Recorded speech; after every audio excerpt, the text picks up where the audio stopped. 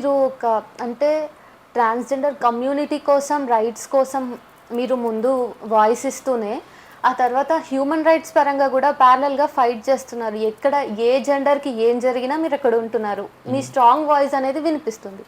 So, ఈ నేపథ్యంలో రీసెంట్‌గా కొత్త నేర చట్టాలొచ్చాయి గదా! Crime laws. అంటే ఈ పరంగా మీరు మీ స్టాండ్ ఎటువైపు అసలు ఏంటదంతా? హ్మ్. అంటే హ్యూమన్ రైట్స్ అంటే we also have the human hmm. Rights కదా! LGBT of people also course. Have equal human rights.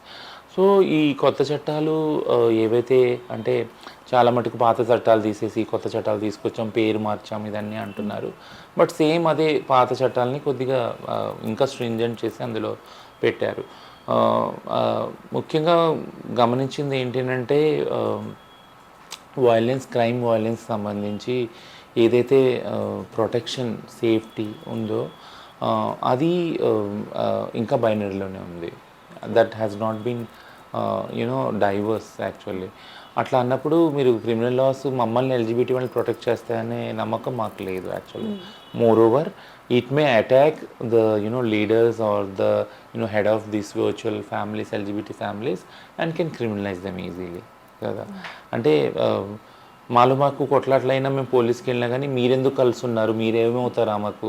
మీరెట్లా ఇది? ఇట్లాంటి క్వెషన్‌లు రైజ్ చేసే ఇట్లాంటి థింకింగ్ ప్రాసెస్‌కి ఒక ఒక దారి సుగమం చేసేలాగా ఈ చట్టాలున్నాయి.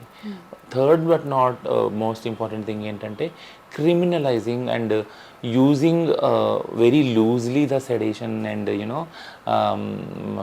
మాబ్ లించింగ్ అనే వాటిని చాలా లూజ్గా వదిలేసి ఒకళ్ళు చేస్తే అందరినీ తీసుకెళ్ళి లోపల పడేయండి అనే ఏదైతే అది ఉందో ఇప్పుడు దాకా మేము చూసిన మా ఎక్స్పీరియన్స్ ఏంటి అంటే మైనారిటీస్ కమ్యూనిటీకి సంబంధించి ఎవరైనా ఒక మైనారిటీ వాళ్ళు తప్పు చేస్తే ఒకవేళ అంటే మాబ్ లించింగ్ కానీ వాళ్ళ మీద కానీ వాళ్ళకు జరిగితే లేదా వాళ్ళ హ్యూమన్ రైట్స్ వయలేషన్ జరిగితే ఎవరు చేశారో వాళ్ళ మీద ఎప్పుడు వెళ్ళరు.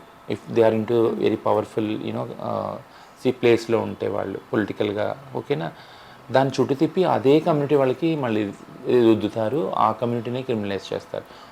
ఫర్ ఎగ్జాంపుల్ ఒక ముస్లిం బాయ్ని మీరు ఒక కేసులో పికప్ చేశారంటే ఒక 10 మందిని తీసుకొచ్చి ముస్లిం బాయ్స్ని అదే ఏరియా నుంచి ఇంట్రాగేషన్ చేస్తారు. So what is this? So interrogation వరకే ఇప్పుడు ఆగింది. ఇప్పుడు వచ్చిన చట్టాల్లో చూస్తే you will throw all of them into the jail. Okay. So so ఇది నాకు లాజికల్గా ఎక్కడ వెళ్తుంది ఈ కొత్త లాస్ అనేది నాకు ఎక్కడ అర్థం కావట్లేదు. And you want to fill all the jails with young people who question the systems. మీకు మీకు మీకు నచ్చని వాళ్ళు, నచ్చని కమ్యూనిటీ వాళ్ళందరినీ యంగ్ వాళ్ళందరినీ పట్టి మీకు జైల్లో వేసి ఏదో కేసులు బుక్ చేసి and and it's very pathetic. ఎందుకంటున్నానంటే కొన్ని మైనారిటీస్ కమ్యూనిటీస్లో యూ వోంట్ బిలీవ్ దట్ ఒక కేసు కోసం పోలీస్ స్టేషన్ వెళ్ళిన వాళ్ళు ఎవరూ లేరు. You take Dalit young men, you take Muslim young men and even trans people who are into the begging of sex work, ప్రతి ఒక్కళ్ళు ఏదో ఒక కేసులో ఏదో ఒక పాయింట్ ఆఫ్ టైంలో జైలుకి వెళ్ళిన వాళ్ళే. And what we're showing this అంటే మీరు చట్టాలు మార్చి ఇంకా స్ట్రింజెంట్ చేసి ఇంకేం చేయాలనుకుంటున్నారు యాక్చువల్గా? ఇంకా అంటే ఇప్పుడు ఒక్కళ్ళు పోతున్నారు, 10 మందిని పంపుతారు మీరు అంతే కదా. So that's the understanding. This should not be done like actually this way. So, yes.